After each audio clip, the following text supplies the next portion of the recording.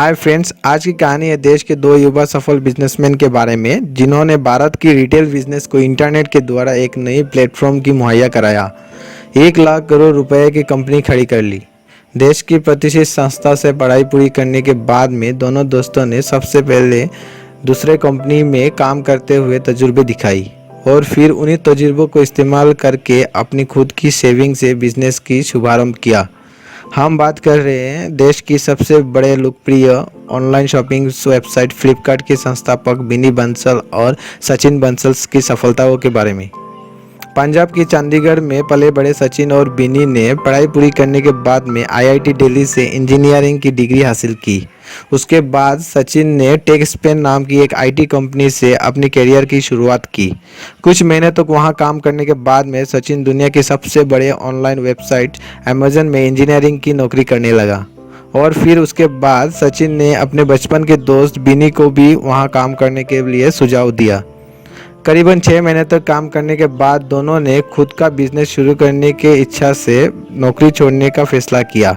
शुरुआत में उन्होंने ऑनलाइन सर्च इंजन शुरू करने के बारे में सोचा, लेकिन महसूस किया कि भारत में ई कॉमर्स के लिए मौजूदा बाजार में काफ़ी संभावनाएं हैं। जिसके बाद फिर दोनों दोस्तों ने फ्लिपकार्ट के कॉन्सेप्ट पर काम करना शुरू किया और साल 2007 में 4 लाख की मामूली रकम से दोनों दोस्तों ने फ्लिपकार्ट की नींव रखी।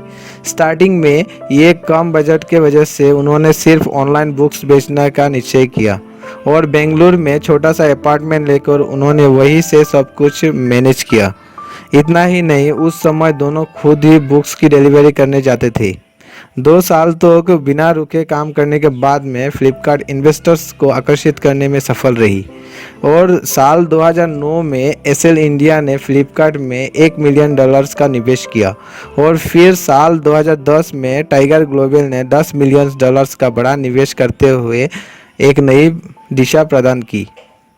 उसके बाद 2011 की शुरुआत में टाइगर्स ग्लोबल्स द्वारा और $20 मिलियन का निवेश में फ्लिपकार्ट को एक नई पहचान दिलाई। इतना ही नहीं, Myntra.com, PhonePe, Ekart, Jeeves, two good, clear trips और भी फ्लिपकार्ट का अध्ययन है। फ्लिपकार्ट अपना बिजनेस में तेजी लाने के लिए तरह तरह की लुभावनी ऑफर्स ग्राहकों के सामने पेश करता हुआ इसी कड़ी में उन्होंने बिग बिलियंस डे साल 2014 में शुरू किया और वो बुरी तरह से फ्लॉप रहा। फिर भी बंसल्स भाइयों ने हार नहीं मानी और उसी सेल्स को अगले साल शुरू करके रिकॉर्ड तोड़ सेल किया। आपको जानकर हैरानी होगी कि फ्लिपकार्ट पर 1400 करोड़ की सेल्स एक दिन में हुई, जबकि देश में बाकी रिटेल सेल ही 1070 करोड़ रुपया है। साल 2017 में फ्लिपकार्ट अपने 5 दिन की सेल 500 करोड़ रुपया का कारोबार किया।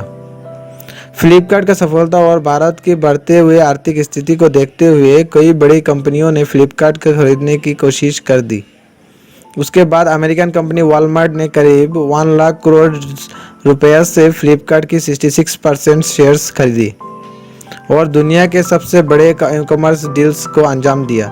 सचिन और बिनी ने आज से 10 साल पहले एक सपना देखा था। उस वक्त उन्होंने कल्पना भी नहीं की होगी कि एक दिन दोनों भारत के बड़े बिजनेसमैन की लिस्ट में जाने जाएंगे। तो गाइस, ये था सचिन एंड बिनी का सक्सेस स्टोरी। तो गाइस, कैसे लगा स्टोरी? प्लीज़ कमेंट करना एंड लाइक एंड सब्सक्राइब करना बिल्कुल नहीं भूलना।